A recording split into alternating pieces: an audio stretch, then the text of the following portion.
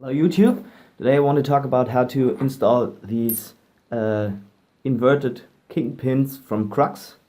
I'll probably put an image of the product here. This has been used before, and the reason I want to make it is because when I first got them I didn't know how to install them correctly and even installed them the wrong way around. Okay, so this is the base plate of a truck. It's actually a Krux truck, and the first thing you want to do is to remove the kingpin here. In order to do this, I have always used this wood block where I have drilled a hole at an angle here, and I can put this on top, and if I want to I can screw this in, and then just use my hammer in order to hammer this thing through. If your kingpin broke, then it's a good idea to use the upper part of the kingpin. This is a broken kingpin, and then you can, if the kingpin broke, then it usually looks like this. It's usually broken right here, and you can use the upper part of the broken kingpin to put it in here and then hammer it through. This usually takes a bit of effort. Okay. Now if you have got the kingpin out of the base plate, then we need to make sure that the new inverted kingpin will fit through, because on regular kingpins there are these threads, and they will make the hole just a little too small. And ideally the kingpin, the new inverted kingpin, should fit smoothly through the hole. If this is not the case, then you can take a small rasp or file, or I have used a small screwdriver and a little bit of sandpaper, and I rolled the sandpaper around the screwdriver here, and this wasn't too easy. And then I stuck it through here, and then I just sanded the hole a little bit down in order to get rid of the threads, and to make the hole big enough to let the kingpin pass through it. So the idea of the kingpin is that the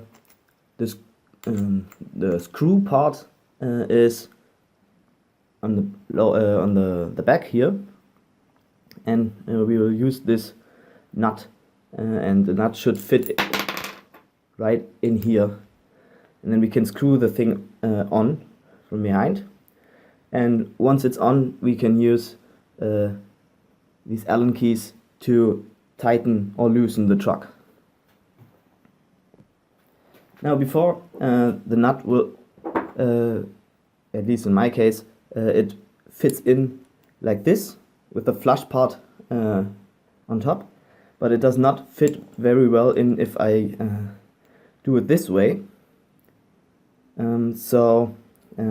If I want to screw the kingpin on this way, it means that the nut will go on this direction, and here's on this side there's some little plastic ring, and this will make the nut go on pretty hard, and so it's a good idea to screw this on this way. It's best to use a tool. You screw this on and screw this off, so the this plastic part here okay, will get threads too, and you can screw it on easily. Okay, now it's time to screw this thing on. Now we need the hanger, and we start with the kingpin, and the next thing we use is this small washer, and we put the small washer on top. And we also need the bushings, and then you take the small bushing, the conical looking, and put it on. The next thing you put on is the hanger, like this. The next thing I will put on is the bigger bushing. Put it on here. The next thing is the big washer that came with the inverted kingpin, and we put this on. And I will put another washer on here in order to be able to tighten my trucks a little bit more. I will show you at the end why this can be an issue. Okay, now that we've put on all of these, we have to fit the hanger into the pivot cup here, and at the same time fit the kingpin through the hole. And yeah, now we have this, and now it's time to screw this thing on. This needs some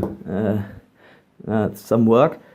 We put the nut on with the flush side on top, and we have to kind of hold it down, and on the other side use the Allen key that came with the inverted kingpin, and then we have to kind of tighten it.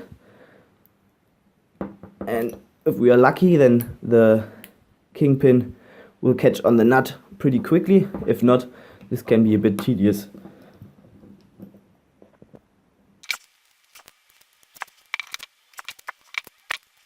Okay, now I have screwed this in, and we can see the truck is pretty loose right now, and if you want to tighten it, you can screw it down even further.